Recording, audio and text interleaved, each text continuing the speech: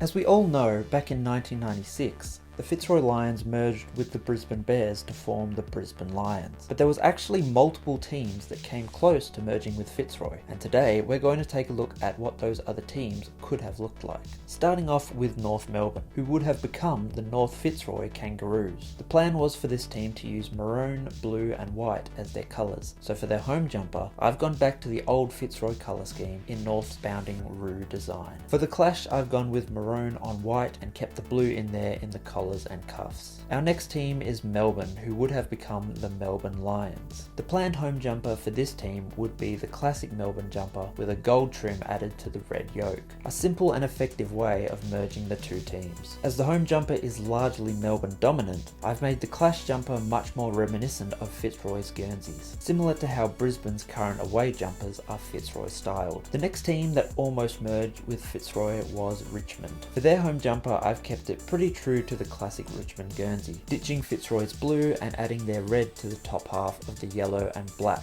Richmond sash. To truly avoid a clash, I had to go a bit different with the clash jumper, so we've got my favourite claw mark design in red on a yellow Guernsey. The black collar and cuffs keep that Richmond flavour in there. Our next team is Hawthorn. In reality, they probably would have been called the Hawthorn Lions, but just to mix it up a bit, I've gone with the Fitzroy Hawks. For their home jumper, I've combined the Hawks stripes with the Fitzroy monogram and replaced the Hawthorn brown with Fitzroy red. A simple inverse of the stripes wouldn't really work as a clash jumper, so I've gone with the Hawks retro 90s design. I'm still not sure this would completely eliminate a clash, as red and yellow can blend a bit, but I think it should work well enough. Our fifth team is St Kilda. Their home jumper is pretty simple, just switch out the white with gold, which works out nicely as this was a jumper that the Saints have worn previously in their history. For the clash, I've gone with the classic cross jumper, again just replacing the white with gold. This one does look a bit weird, almost like the usual jumper has been sitting in the sun too long and the white has faded, but I think it still works. Leave your thoughts and suggestions in the comments below, and I'll see you next time.